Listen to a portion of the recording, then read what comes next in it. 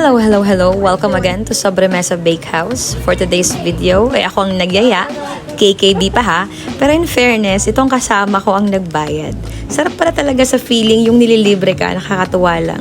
My heart is full really. And legit, na full din ang akin siyan sa dami ng aming mga in-order. Syempre, sinulit ko na, libre naman. Sa mga naghahanap pala ng matcha latte and other pastry goods, please try Sobremesa Bakehouse. Baka ito na ang lasang hinahanap ninyo.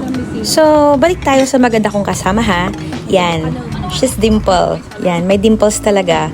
Business owner yan ha. And, mas especially, single na single pa. Baka naman may magkamali. Ay, sis. Char. Pwede char daw. Ay, madinsa. Hindi kasi bungbunga tinigrigat ko na gito yan, Lord. See you in the next vlog.